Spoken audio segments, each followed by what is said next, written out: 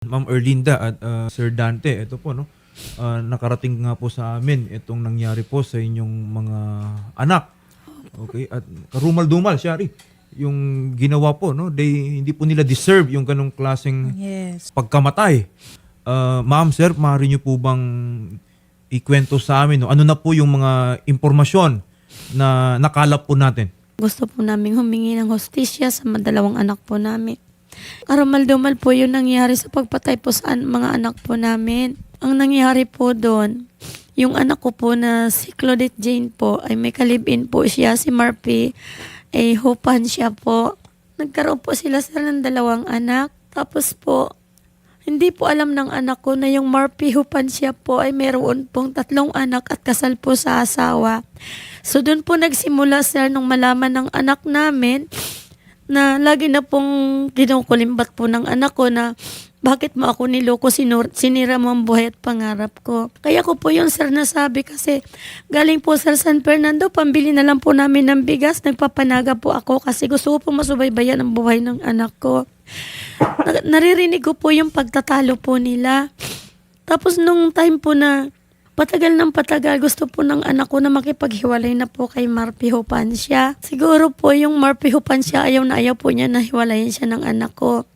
Kasi naging 2 na po yung anak nila kahit po panggatas. Lahat-lahat po yung anak ko po ang nagpo-provide kasi siya po ang may work. Last August lang po, nagkaroon naman po ng trabaho po yung Marpy kasi IT po siya. Hindi ko po akalain sir na ganoon ang mangyari sa buhay ng mga anak ko. Nung makikipaghiwalay na po si Claudette Jane, tinawagan po niya yung Kayla May po, yung graduating student ko po sa Pili CBS-UE po. Yung kapatid niya? Opo, pinapunta po doon sa boarding. Pumunta naman po yung Kayla May po doon sa boarding. Siya po ang napag-iwanan ng ate niya. Kasi inintay muna ng ate niya, sir, bago umalis yung ate papuntang work. Iniwan po yung 2 bata kay Kayla May po. Tapos nung dumating po yung Marpy, hindi ko po, sir, kung ano po ang nasa kaisipan ng Marpy. Kinuha po yung 2 bata. Inuwi po doon sa magulang niya. Tapos nung siguro nandun na po sa magulang niya yung 2 bata, nagsabi po yung Kayla May kasi meron po siyang message po dun sa kaklase po niya na ano kaya yun si Kuya Marpy at isinara nilak po yung bahay. Nagsabi siya doon. Tapos sabi naman yung kausap niya doon sa conversation nga po, umuwi ka na kasi dito sa Pili. Sabi nga po ni Kayla May, hindi po siya makakauwi kasi nakalak nga po, nakapadlock yung pinto So, sa kinulong labas. sila? Opo, siya Si Kayla lang. May? Si Kayla May? Opo, si Kayla May lang po. Ang nangyari na nga po, nandyan na si Marpy, bumalik po siya, binuksan yung pinto. Ang sabi nung kausap niya dun sa chat, lumabas ka na. Hindi nga daw po siya makalabas kasi nakaharang daw po si kuya niya Marpy sa pintuan. Ngayon po, siguro po sa kakulit po yata nung mga kaklase na pinapalabas po siya, nagpilit po yata siya sir na lumabas. At doon po yata nangyari sir yung commotion na mahaba po kasi ang buhok ni Kayla May, parang po yata pinilipit sa kamay ng Marpy tapos inuntog po sa pader. Kasi may mga dugo po yung ulo niya. Paulit-ulit po. Tapos nung mawala na po siguro siya ng malay, sir, doon po binayo-bayo, sir, nang saksak yung anak po namin, sir. Hindi po bubuhayin. Karamal-dumal po yung pagpatay sa anak namin. Wala pong kalaban-laban babae. Tapos po nung nangyari na po ang pagpatay, yung crime scene po, yung lugar po na yon nilinis pa po ng Marpy, sir. Balak pa niyang itago yung kanyang krimen. Opo. Tapos yung anak po namin, sir, si Kayla May, binalot po, sir, ng sobrikama po. Yung bedsheet po. Tapos tinalian po ng cord. Tapos pinasandal po sa pader, sir. Tinakluban yung ulo ng malaking talwase. Tapos tinambakan po, sir, ng basura. May gilit pa nga daw po yan, sir, dito sa may baywang yata, sir. So, parang plano po na puputulin pa po. Tapos, nung patay na po yung Kayla May, sir, umalis na po, sir, yung Marpy. Ang inabangan na naman po si Claudette po sa pag-out po sa work. Okay. Opo. Nadarating doon sa apartment. Opo. Tapos may conversation po sila, sir, kasi nakuha po ng pulis. Nagtatalo na po talaga po, sir, si Marpy at saka si Claudette Jane po. Kasi nagsabi po itong Marpy na kinuha na po niya yung mga bata. Okay. Ang sabi naman po nitong Claudette, ibalik mo yan para makuha po ng Marpy yung loob naman ni Claudette Jane. Ang sabi po ng Marpy, ibinalik na po niya yung mga bata dun sa boarding.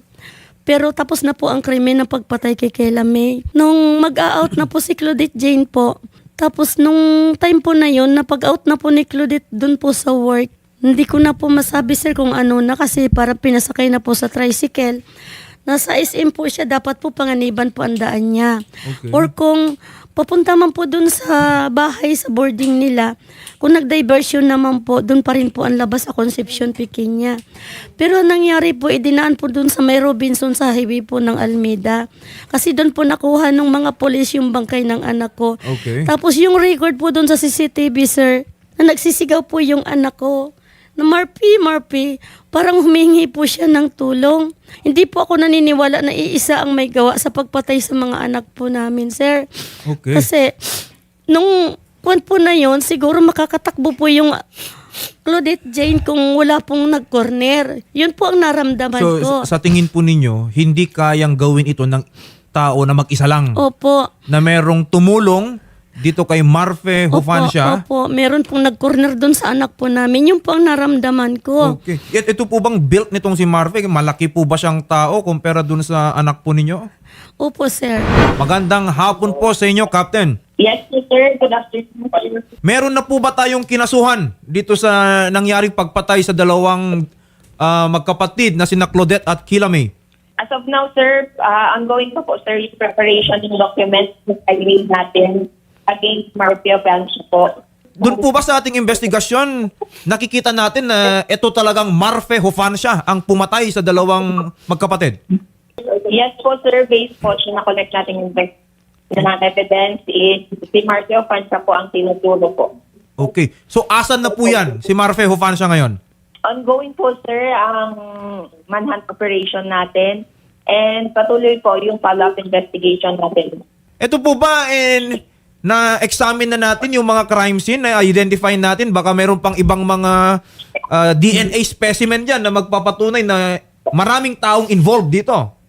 Yes po, sir. Upon receive of information po natin regarding sa reported founded body, sir, is nag-coordinate po agad tayo sa Naga City Forensic Unit to process that means, sir. Okay. And ongoing pa din po, sir, yung backtracking ng CCTV cameras natin, sir, para match po talaga natin, sir, if ever may kasama po talaga si Marpy Hofancia na gumawa nitong krimen na to, sir. Magandang hapon po, Captain Joven. Yes sir, magandang hapon po sa inyo po. Natagpuan daw na bangkay dyan sa area of your jurisdiction. Natanggap na po ba tayong confirmation nung identity nung bangkay po na yan?